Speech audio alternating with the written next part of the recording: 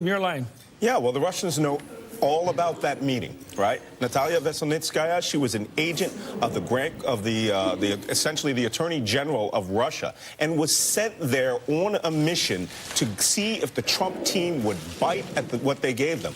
We still don't know whether they really bit in this, took it, and used it. But you know what? Maybe Senator Burr is finally standing up for the Constitution. Maybe it's just one step much to allow Donald Trump Jr. to get away with what he said before, and he wants to put him on the record and ensure that his committee is not being used as a tool, by extension, of Moscow.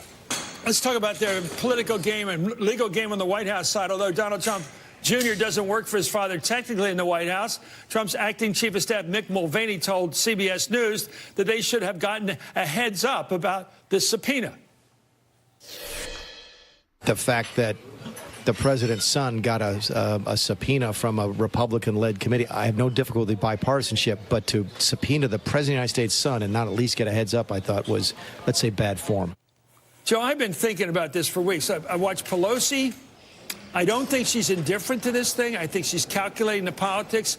At some point, I think she might be moved less by the concerns about the number of seats she might endanger in 2020 in the House, to the really paramount question, will she let this president get away with obstruction of justice when that means obstructing Congress? Well, her language has certainly been shifting over the last couple of days. Her describing the situation here as a constitutional crisis where you have a White House that is refusing to comply with these congressional requests. The president has issued a blanket directive that he doesn't want anybody, obviously his son included here, participating in any of this. And you've got folks on the Hill who are desperate for this information, who are considering every tool at their disposal, talking about fining people, talking about whether there are jails somewhere in the Senate that you could hold people if you have to go that far, just trying to figure out what they can do.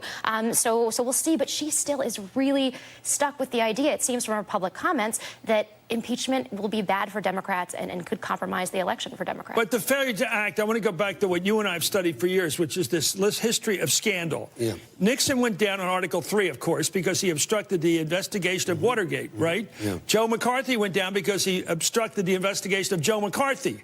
That's what actually, yes. They couldn't say he use witnesses, so they all do that. Right. But they could get him on obstructing the committee investigating him. And it seems to me if you let that picket broken, if you let them just break your lance right in your face and say, nice try, buddy, you're finished, I think that gets to even the most partisan of politicians. I think you're right, but I do believe that there is a story here that has to be told. You know, 3% of Americans say they read the Mueller report. That's probably an overestimation, right? What's the cardinal number there? How many people? I don't know. Maybe I think you're way over. Yeah, maybe 1% read the whole report. If it's easy to deal with 1%. Some of these candidates have 1%. What was so compelling about Watergate? Some of us are old enough to remember. It was the story that developed through congressional hearings. Now, Dom Jr. probably won't testify, and we'll see how far. How much Burr will fight that. But there are other people to bring up there to talk about what happened with the campaign and how the Trump campaign aided and abetted the Russian attack by denying it. And there are people who they can fight to bring up on the obstruction issues, taxes, emoluments. You got to tell the public the story, and then maybe that will lead to impeachment. But oversight, truth first, and they, need a fight to do that. Well, let's go around this, because that's, to me, the big question. The fact that Mueller didn't find a crime in taking help from a foreign government because he wasn't sure about the law or the knowledge of the law by Donald Trump Jr. and the president right now, President-elect. Congressman, the big defense of Trump is he doesn't know anything. The bigger defense of his son is he knows nothing. The fact that he would know it was illegal to take money from a foreign government in a presidential campaign. And so that's the thin defense he has. But the counterintelligence piece of this, the prime reason we had this investigation, apart from all the partisanship on both sides, find out what the Russians did to us, what they could do again, and what role did Americans play with them. And I think that's a bigger question, the counterintelligence question, than anything we've looked to. And the question is, are we being back from the truth right now? 100%. There were 140 contacts, at least, between Trump officials and Russian officials. Even if those contacts did not rise to the level of a criminal conspiracy, what happened during those conversations?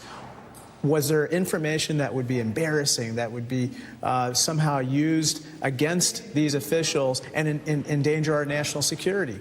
That is something that hopefully people from both sides can start to see is very important for our long-term national interests. And it also helps to explain, like, why the heck does the president keep cozying up to Vladimir Putin? We still don't understand the answer to that question. Why does he have a 1-hour conversation with Vladimir Putin and he then recites to the rest of the world that Vladimir Putin doesn't want to have anything to do with Venezuela when the intelligence community says with one voice that yes, the Russians are involved in Venezuela. So this is really something that we still are trying to figure out, and getting to the counterintelligence aspects of this of the information that has been gathered that we should receive, that we haven't received yet, starts to answer those questions.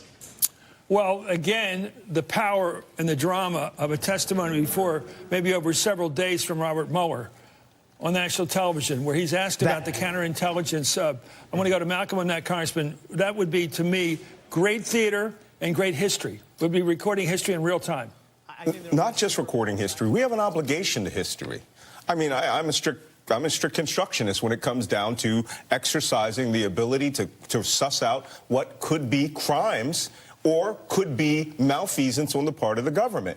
Robert Mueller started this investigation, or actually Jim Comey started it, as a counterintelligence investigation to see if Russia was influencing and impact our elections. Well, maybe we don't need to see it as a theater. Maybe we need to see it as the great education of the American public as to what a foreign power has done to us. And if we don't do it, they will do it again. I think we have to read Russian roulette from your book, because I think this kind of history is already there, and I think people who want to find out what the Russians did to us and what we did with them is paramountly important to us going into 2020 and going into the future. Congressman Raja